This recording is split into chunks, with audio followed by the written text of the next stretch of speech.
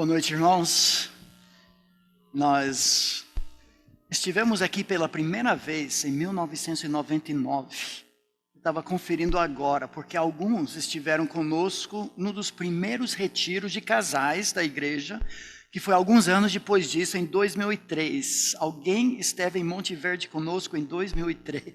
Tem vários casais, muito bom.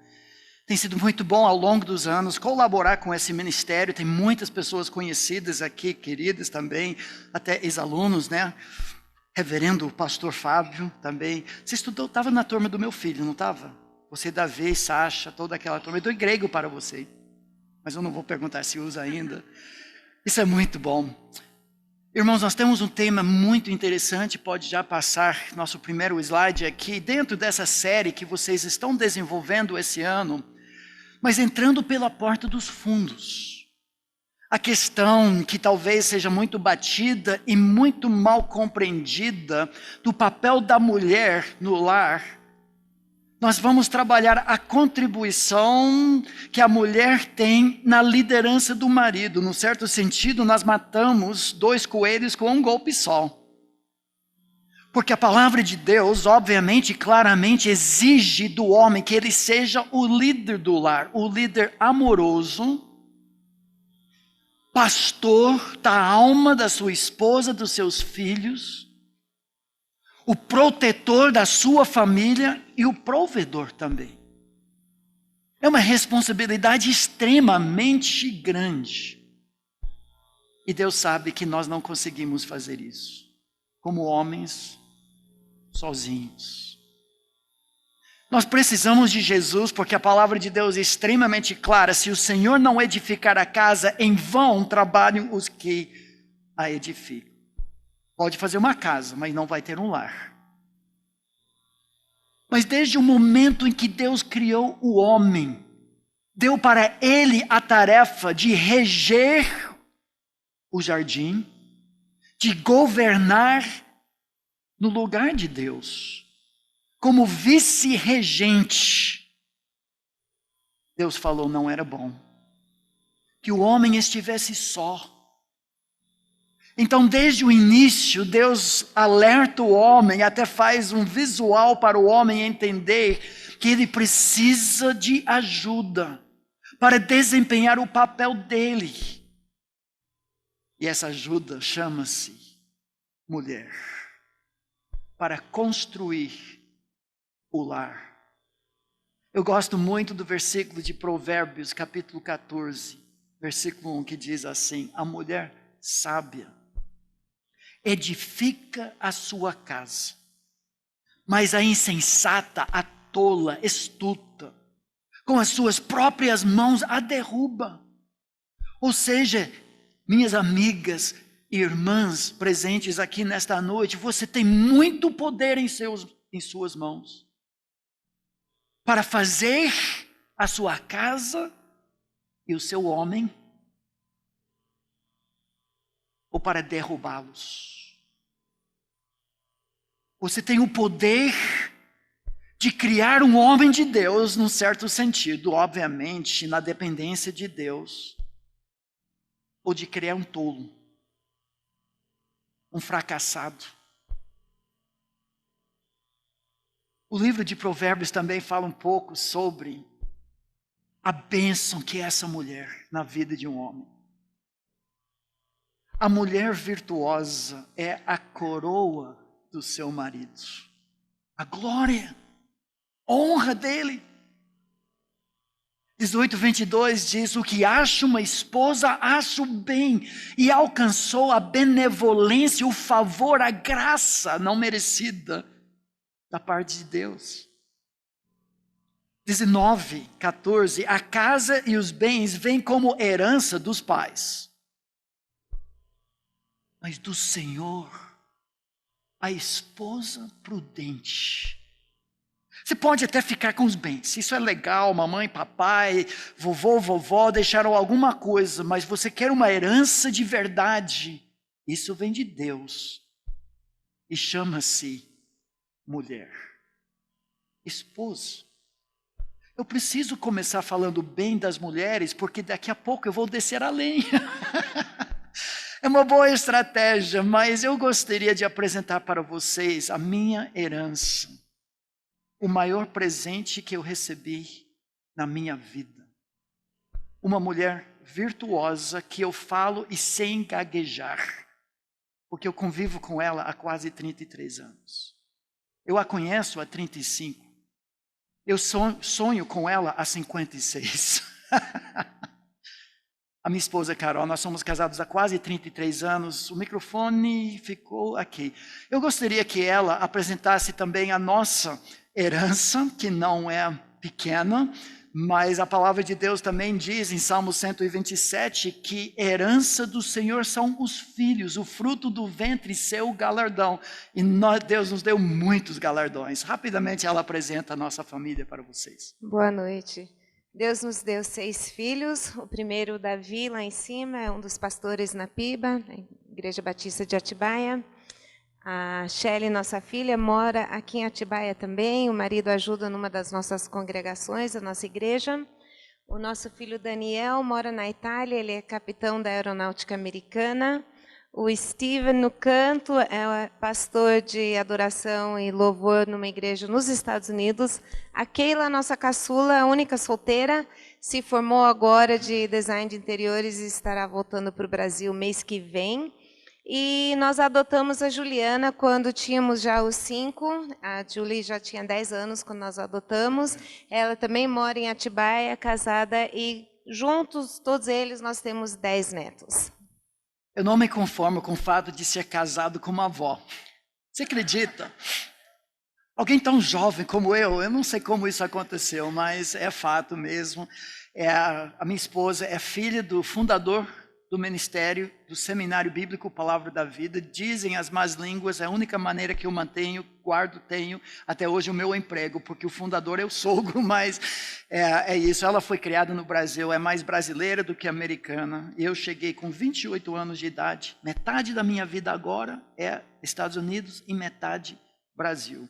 E o resto vai ser aqui, porque eu já comprei lotes no Parque das Flores de Atibaia. Eu tenho uma vista maravilhosa, onde eu vim me deitar em paz.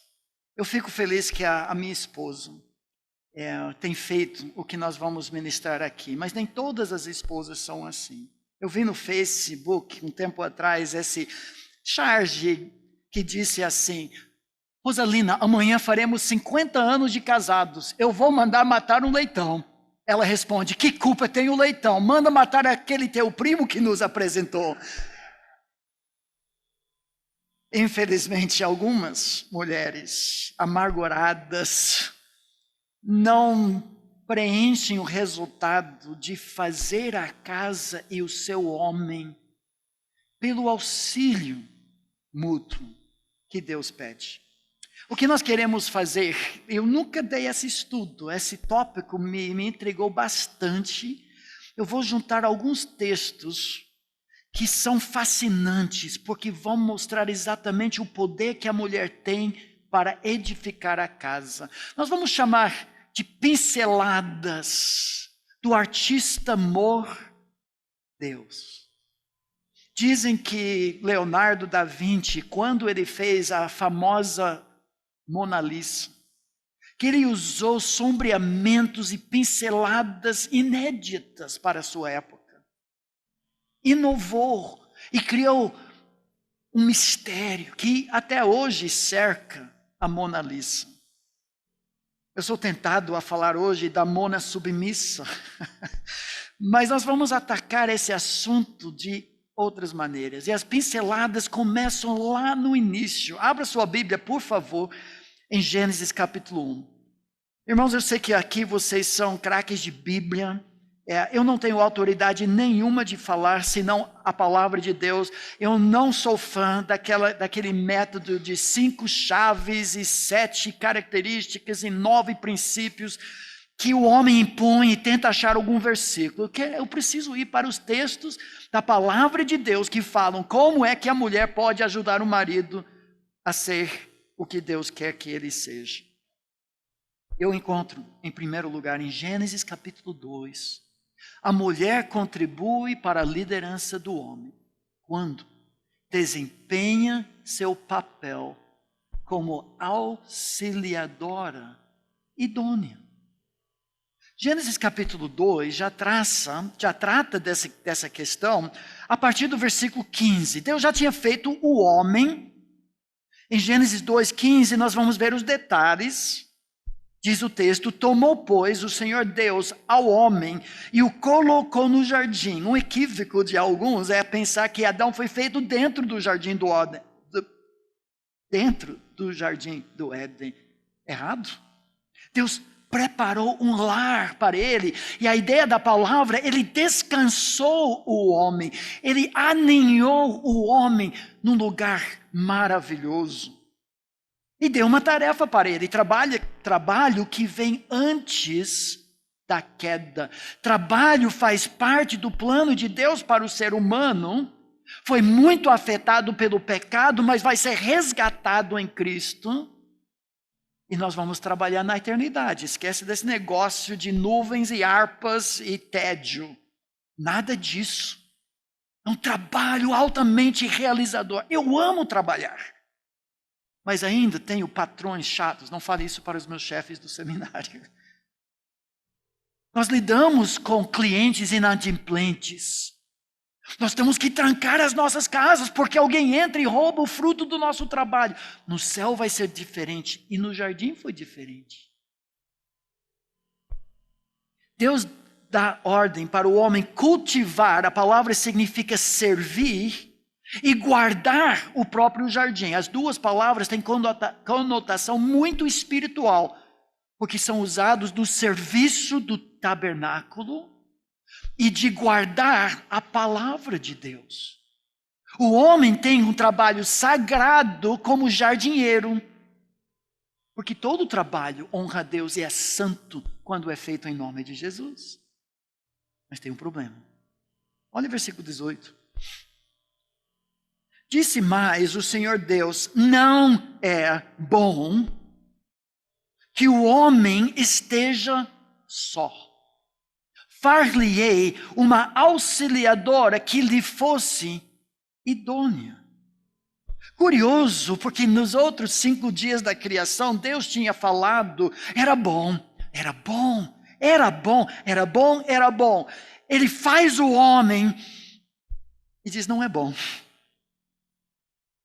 E depois que ele fez a mulher, ele diz, era muito bom. E as irmãs aqui digam,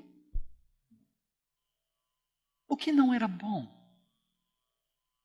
É interessante pensar, desde Gênesis capítulo 1, alguns sentidos em que o homem estava só e que não era bom.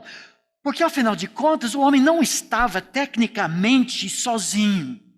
Deus o fez para ter comunhão com ele, para espelhar de volta para dele a glória do ser de Deus. O homem foi feito como imagem e semelhança de Deus, comunhão com Deus. Mas é um relacionamento vertical. O homem tem o seu gatinho, o seu cachorro. Mas ambos são relacionamentos verticais. O homem está só, em primeiro lugar, porque ele não tem um par com quem refletir a imagem de Deus através de unidade em diversidade. Ou seja, quando Deus disse, façamos o homem à nossa imagem, conforme a nossa semelhança, o plural entrou em jogo, criou Deus, pois o homem à sua imagem, a imagem de Deus o criou, homem e mulher os criou. Ou seja, sozinho, o homem reflete aspectos do caráter de Deus, da pessoa de Deus, mas a unidade em comunidade, a unidade em diversidade iria refletir a glória de Deus, Pai, Filho e Espírito Santo. Eu sei que não é um segredo para vocês, mas em segundo lugar, a primeira ordem que Deus dá na Bíblia é multiplicai-vos e enchei a terra. Eu fiz a minha parte, e você? O homem não fez isso sozinho, não era bom. Deus queria adoradores na terra toda, em comunhão com Ele, refletindo de volta para Ele a glória dEle. o mundo todo cheio da glória de Deus. O homem não fez isso sozinho. E nesse contexto, em terceiro lugar, o homem não iria representar o reino de Deus, porque no contexto Deus diz para ele cultivar e guardar o jardim, e não era bom que ele fizesse isso sozinho. Então o que Deus faz? Deus criou a mulher justamente para completar o que faltava no homem. O homem era perfeito quando Deus o criou, moralmente inocente, sim, mas faltava-lhe alguma coisa. Por isso não era bom. E para ele entender isso, em versículo 19 nós vemos isso. Olha na sua Bíblia. Havendo, pois, o Senhor Deus formado da terra todos os animais do campo, todas as aves dos céus, trouxe-os ao homem para ver como este lhes chamaria. O homem tem poder. O nome que o homem dá, Deus carimba. É isso mesmo, ele é deputado de Deus. Ele tem uma procuração divina.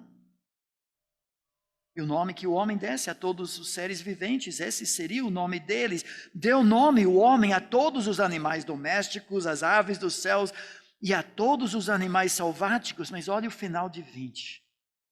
Para o homem, todavia, não se achava uma auxiliadora que lhe fosse idônea.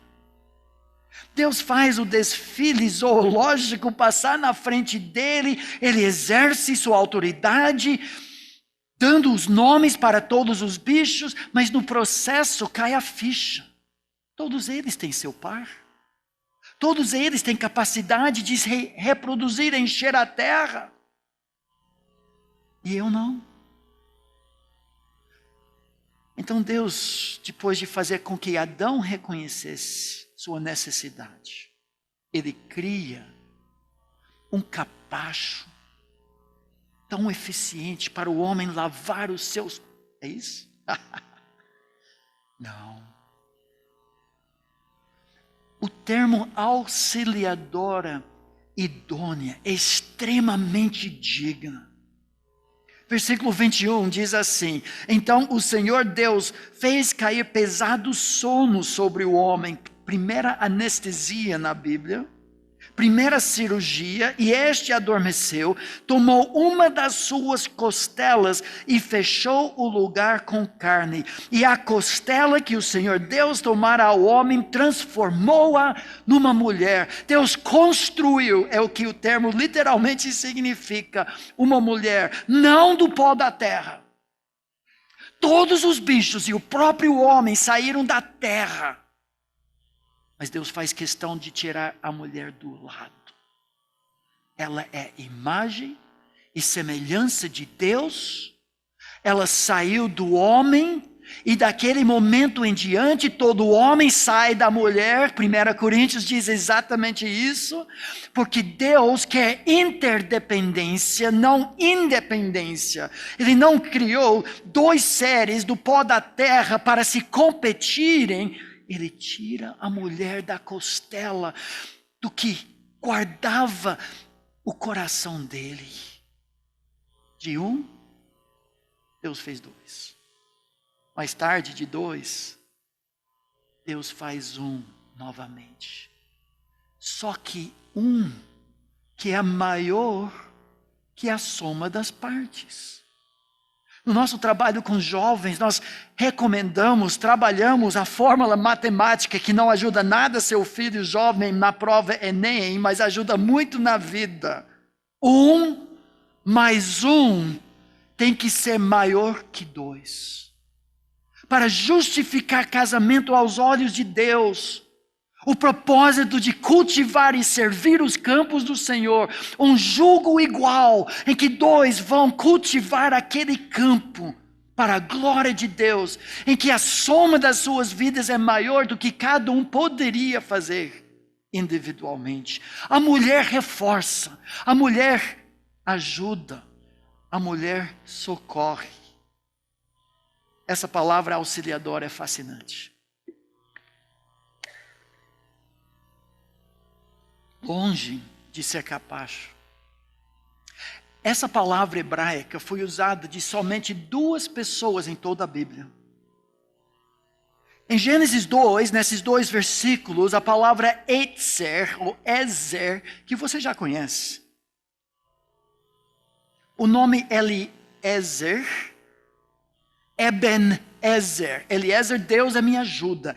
Ebenezer, pedra de ajuda, até aqui nos ajudou. Você lembra esses textos, alguns? Ezer, essa palavra, Etzer, se refere à mulher aqui. Só que, em todos os outros textos do Velho Testamento, em que essa palavra é usada de uma pessoa, se refere a Deus. Nosso socorro, nosso refúgio, nosso amparo.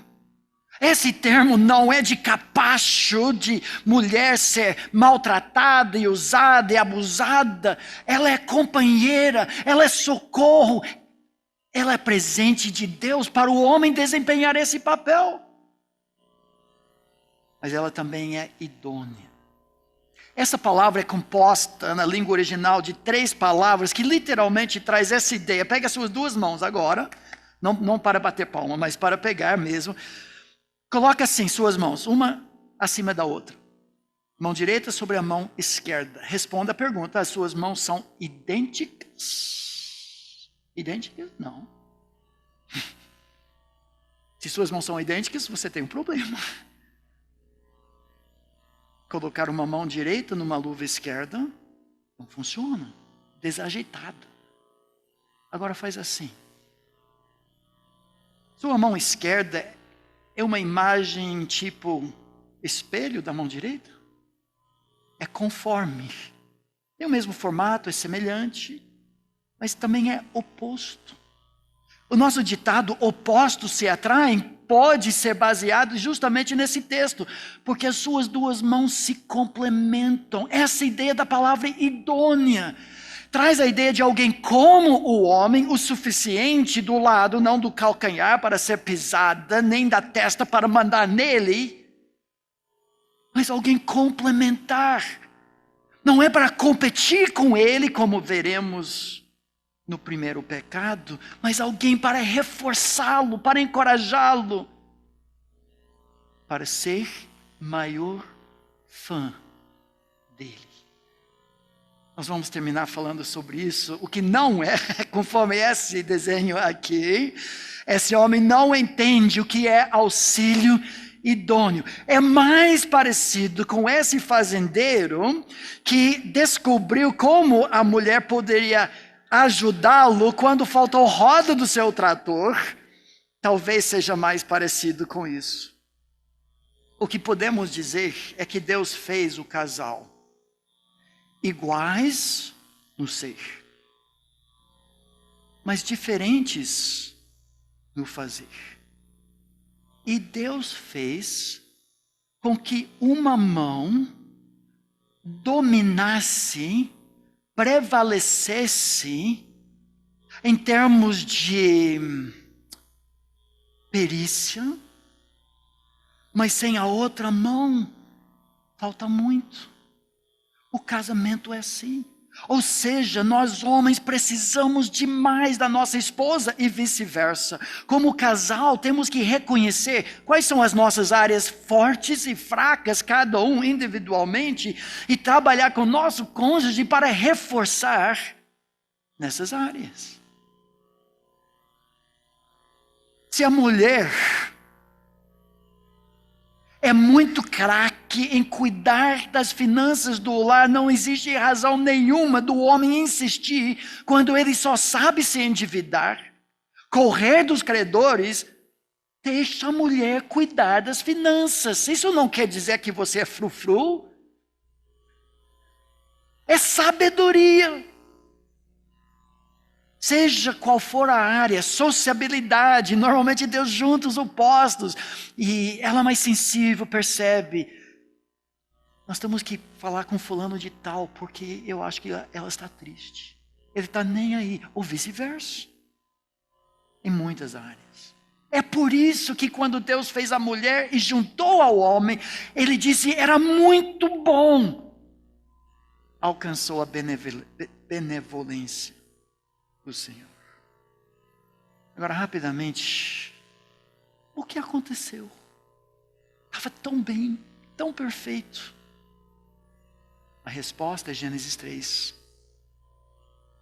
Foi justamente o auxílio idôneo, a liderança do homem que ele foi omisso e passivo.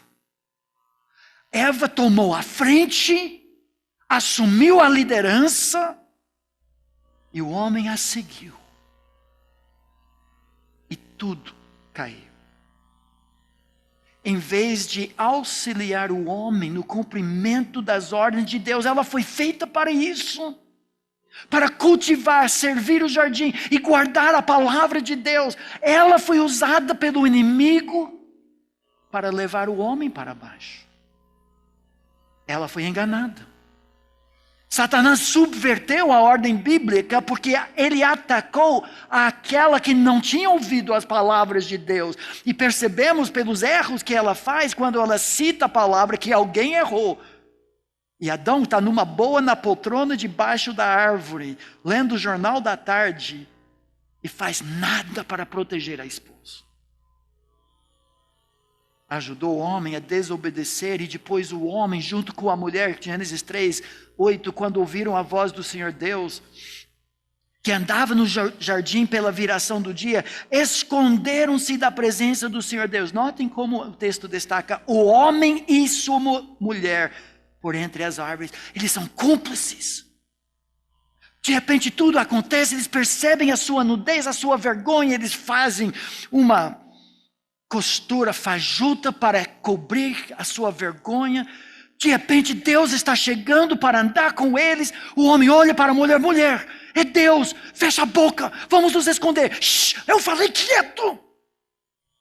Os dois são cúmplices agora. Na desobediência. E é assim que Deus chega. E dá oportunidade para o homem ser macho de verdade. Assumir a culpa devida. Guardar e proteger sua querida esposa. Aceitar a disciplina. Em vez disso, ele aponta o dedo no nariz dela. Se afasta dela, coloca o para-raio na cabeça dele e efetivamente diz, foi a culpa dela e tua, mata aquela mulher. Foi a mulher que tu me deste. Ah, aqui ó. Desde então,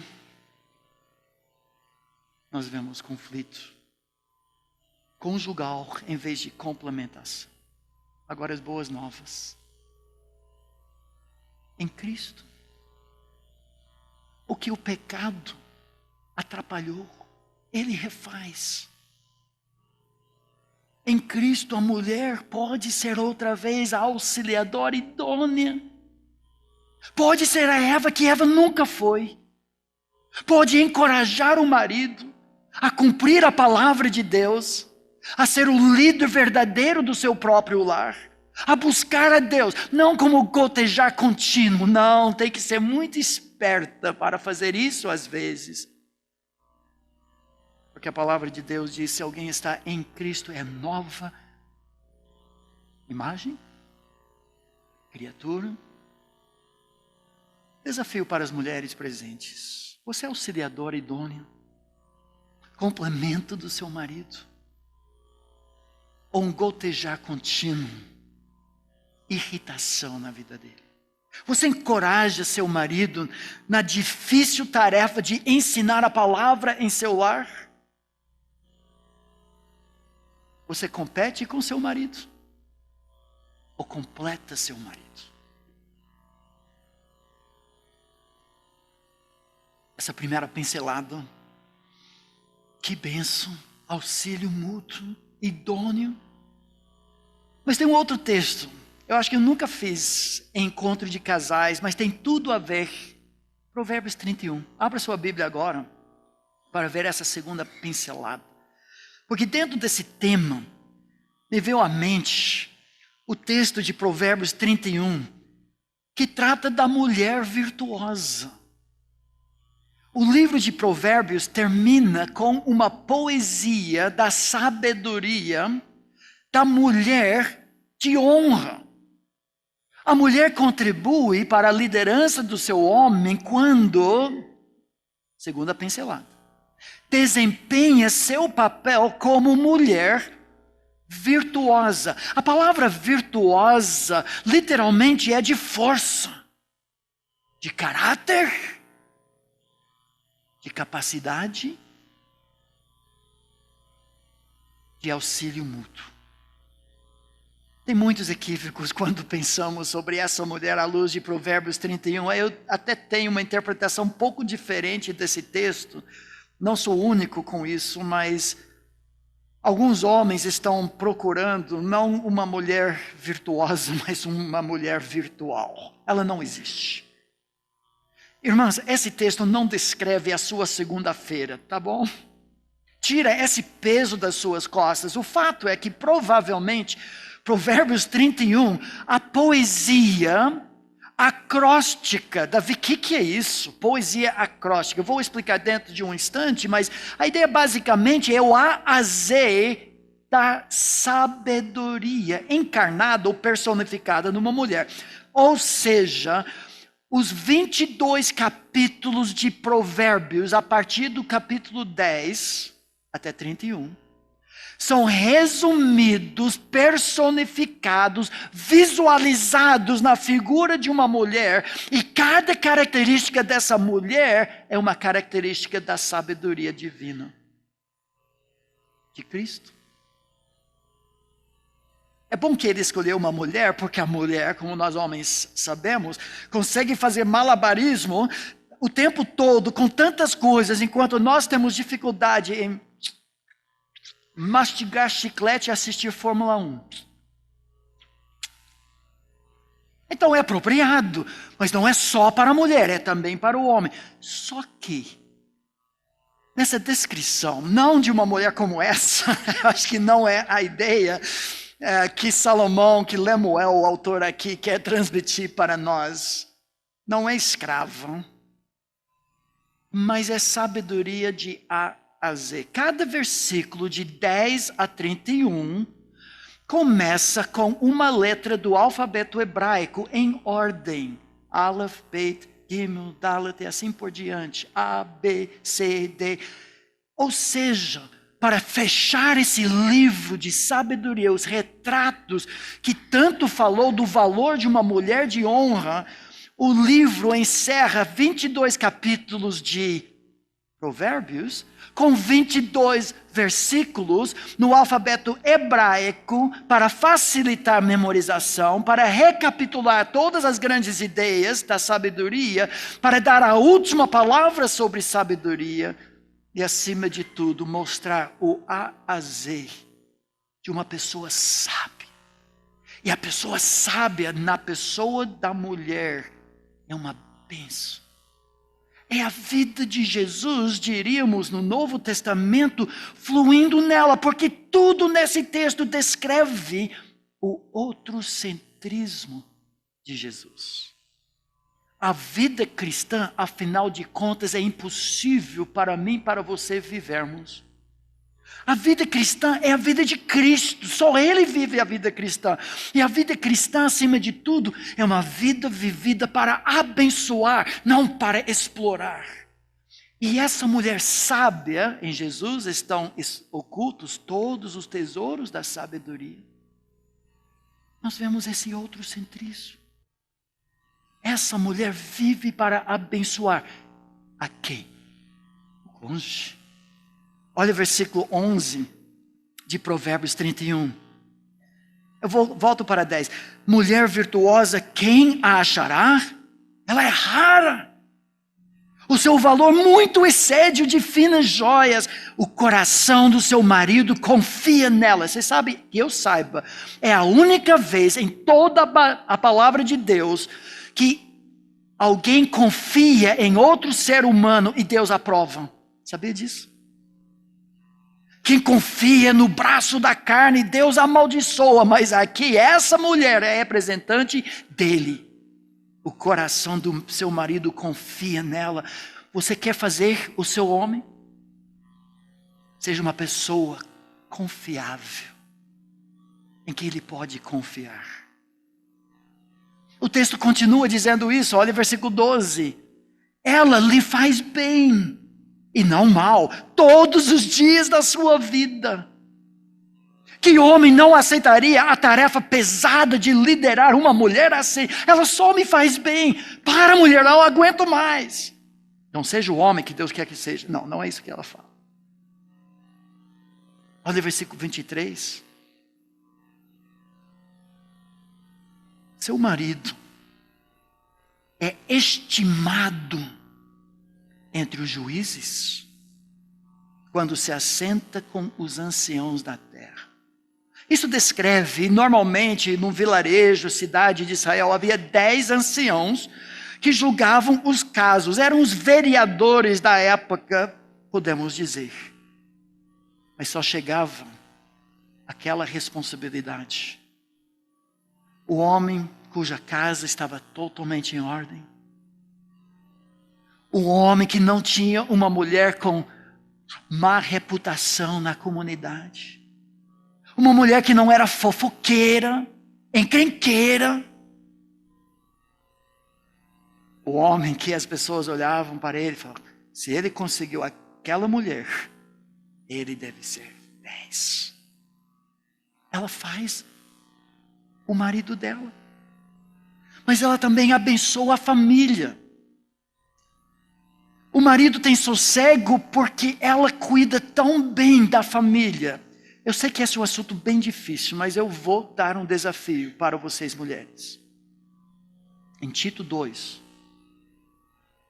Quando Deus fala da tarefa, do papel das anciãs, das presbíteras, das mais velhas, mulheres dignas, Ele dá tarefa, ensina as mais jovens a serem mulheres virtuosas.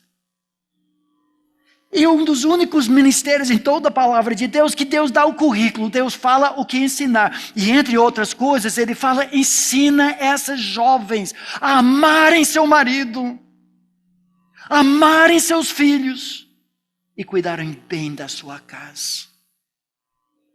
Você quer fazer outras coisas? Sem problema. A mulher virtuosa faz muita coisa. Ela é corretora de imóveis, ela vende, ela compra, ela costura, faz um monte de coisa, centrada no lar. Mas você quer saber o que Deus vai cobrar? Você está cuidando bem do seu marido? Está cuidando bem dos seus filhos? Está cuidando bem da sua casa? O resto é resto. É lucro, é bônus, Deus te abençoe. Mas não sacrifique o que está em primeiro lugar para essas outras coisas. Ela abençoa a família, versículo 15 diz isso. É ainda noite e ela se levanta, dá mantimento à sua casa e a tarefa às suas servas. O texto, entre linhas, descreve ela como uma leoa que vai caçar e preparar a presa para alimentar e cuidar da família. Toda a família está preparada para o frio. Olha o que diz versículo 21. No tocante à sua casa, não teme a neve. Isso não é porque ela mora num país tropical. Nevava às vezes em Israel. Parece que esse ano nevou em Jerusalém. Pois todos andam vestidos de lã escarlate. O marido descansa em paz, no bom sentido, porque ela é tão diligente, eficiente na administração do lar. 27 diz assim, ela atende ao bom andamento da sua casa e não come o pão da preguiça. Todos são abençoados. Olha o versículo 28. Levantam-se seus filhos e lhe chamam de tosa, seu marido a louva, dizendo, eles não conseguem fechar a boca, e não é só no dia das mães, não. Muitas mulheres procedem virtuosamente. Em comparação, no início ele falou, mulher virtuosa, quem achará? Agora ele diz, tudo bem, pode até ser muitas, mas essa mulher que eu consegui, ela é toda sobre pujos. A mulher virtuosa, a sabedoria, na vida de uma mulher, manifesta a vida de Cristo. Ela não é capaz, mas aonde quer que ela for, ela abençoa as pessoas. E isso começa com o próprio marido dela. Desafios. O coração do seu marido confia totalmente em ti. O seu marido seria o primeiro a testemunhar dizendo, minha esposa me faz bem todos os dias da minha vida.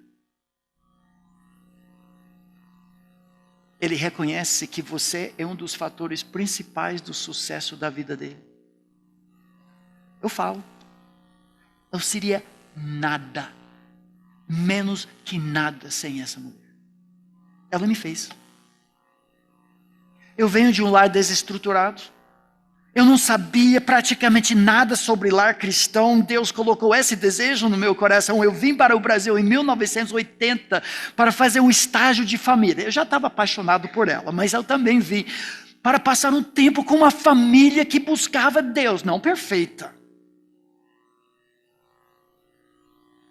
Então, muito do que hoje, com a minha paixão para ver outras famílias resgatadas, outros jovens casais que não tinham base nenhuma, eu aprendi aos pés da minha esposa e dos pais dela.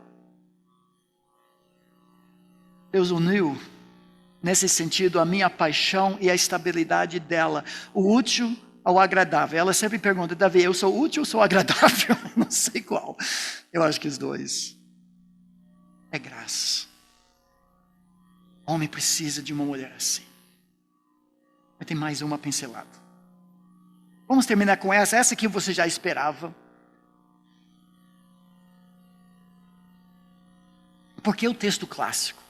Mas esse texto de Efésios 5, convido você a abrir sua Bíblia agora, pressupõe os outros textos que nós já estudamos. Efésios 5 fala do que Cristo pode fazer na vida de uma mulher refeita pelo Espírito de Deus e pela palavra de Deus. Então, terceiro lugar. A mulher contribui para a liderança do seu marido quando desempenha seu papel como... E agora eu gostaria de colocar essa minhoca na sua cabeça, mulheres. Porque para mim, hoje, o que contextualiza a ideia de submissão, respeito, é essa ideia de você ser maior fã do seu marido. Isso que nós entendemos, não é? Torcida, apoio, bandeira, camisa. Quando trata do nosso time. E eu entendo que o que não aconteceu com Eva, o que não aconteceu com muitas mulheres, Cristo refaz na vida da mulher controlada pelo Espírito. Porque se você sair daqui essa noite falando, eu vou me esforçar mais, eu vou ser uma mulher virtuosa, você já fracassou. Você não consegue. Assim como o homem não consegue de jeito nenhum ser o líder que Adão nunca foi. Proteger, pastorear, purificar a sua família pela palavra, não vai fazer isso. Se é resolução, esquece. É só por Jesus. Pelo poder do Espírito. Usando a palavra, não é um vácuo, não é místico, não é pó mágico, uma vara que manda um laser, e de repente você é mulher perfeita, homem perfeito. Tem muita igreja que ensina isso. É trabalho. É dependência, é humildade, é quebrantamento, é pedir perdão quando você erra, é perdoar quando você é ofendido. Essa é a vida cristã. Tem vários textos da palavra de Deus, vocês conhecem todos, que tratam do papel da mulher, falam assim: esposas, sede submissas. Mulheres, sede vós igualmente submissas. Quanto às mulheres idosas, sejam mestras do bem, a fim de instruírem as jovens recém-casadas, aquele texto, amarem a seus maridos, a serem sujeitas a seus próprios maridos. E o texto maior, Efésios 5. As mulheres sejam submissas a seus próprios maridos. Notem, todos os 4 textos falam do marido, não é submissão a qualquer homem. Lá no seminário a gente tem que dar uma bronca às vezes, que homem solteiro seminarista acha que por ser homem ele manda em todas as mulheres. Baixa a bola, meu. Tenta fazer isso com minha filha, você vai ver. Uma vez casada, agora sim tem linha de autoridade. Porque o marido é o cabeça da mulher, como também Cristo, olha o foco, é o cabeça da igreja, sendo este mesmo salvador do corpo. Como, porém, a igreja está sujeita a Cristo, assim também as mulheres sejam em tudo submissas a seus maridos. E quando Paulo encerra todo esse assunto, não é que ele vai suavizar, mas ele simplesmente diz: mulher, respeite. A palavra literalmente é a palavra de onde vem nossa palavra fobia. Não é, meu marido está em casa. Não, não é isso. Mas é a palavra que descreve o temor ao Senhor. Uma santa reverência, respeito e carinho. É como Paulo resume a ideia de submissão, que para muitas pessoas é palavrão. Certa vez alguém definiu submissão, saber agachar para que Deus dê um soco no seu marido. Eu não sei se é exatamente isso. O dicionário define submissão. Não é de admirar que hoje nós temos movimentos feministas, quando essa definição que diz um estado de rebaixamento servil, subserviência. É isso? Não. Nós já vimos que é auxílio idôneo. Nós já vimos que é ser sábia, virtuosa. Eu quero terminar listando para vocês o que a submissão da mulher significa e como isso ajuda o marido, e nós vamos terminar. Em primeiro lugar, submissão é oferecida pela mulher ao marido, não exigida por ele. Em lugar nenhum nós temos um texto que diz: homens, subjuguem suas mulheres. O Espírito Santo fala para a mulher: ofereça submissão, respeito, carinho, reverência ao seu marido. Segundo, é uma ordem. Davi, você nos ajudou um pouco falando que ele não exige, eu oferto, mas o fato é que é um imperativo. A palavra submissa, ou sejam submissas, não aparece no original de Efésios 5:22, está emprestado do versículo 21, mas em Colossenses 3 é uma ordem imperativa. Quem resiste isso, resiste a Deus. Romanos diz: de modo que aquele que se opõe à autoridade resiste à ordenança de Deus. Os que resistem trarão sobre si mesmos condenação. Não faça isso. Não faça isso. Deixa eu ilustrar o que eu entendo está em jogo aqui. A Carol mencionou que nosso filho Daniel é capitão da aeronáutica americana lá na Itália. Nós estivemos com ele já faz algumas semanas agora, depois de 2 semanas de ministério em Portugal.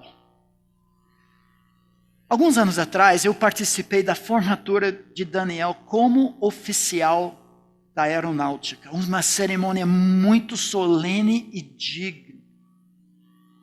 Mas no momento em que Daniel recebeu as ordens da comissão como segundo tenente, as barras assim nos ombros, estava descendo do palco, encontrou-se com ele um outro soldado, Um sargento mestre, com o peito cheio de medalhas. Um homem que havia subido até o mais alto lugar de um não oficial. Ele não tinha feito faculdade, não tinha passado pelo curso de oficiais, mas estava 20 anos de serviço. Muita experiência. Afeganistão, Iraque, outros lugares do mundo. Mas quando o meu moleque, de 23 anos de idade, desceu, foi aquele homem que fez assim. Para meu filho, 40 anos, 23 anos, medalhas. Medalha. Moleque, pai de família. Eu falei, Daniel, que é isso? Aquele homem é muito seu superior. Ele é mais sábio, ele é mais inteligente, ele conhece mais, tem mais experiência. Oh, obrigado, pai. Porque veio para a Alabama para fazer isso? Eu falei, pai, o senhor não fez serviço militar, não sabe como funciona. Mas o serviço militar é assim. Eu sei disso, pai. Eu sei que esse homem tem muito mais experiência, muito mais sabedoria.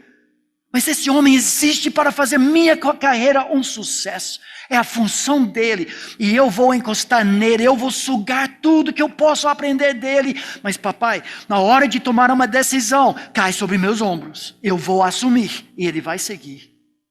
Sabe o que eu pensei? É submissão bíblica.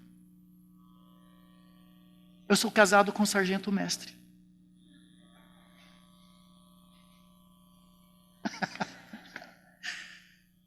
Mais inteligência, mais sabedoria, dons que eu não tenho, história familiar que eu não tenho. Eu seria maior tolo se eu não encostasse, sugasse, aproveitasse. Mas tem hora que tem que ser homem.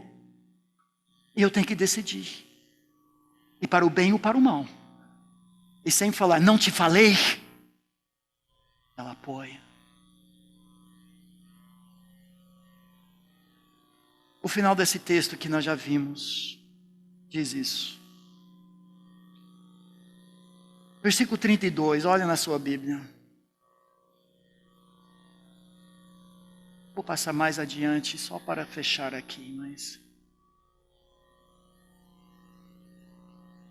Versículo 32 e 33 dizem assim: grande este mistério, falando da liderança masculina amorosa e da submissão feminina respeitosa. Grande este mistério, mas eu me refiro a Cristo e à igreja.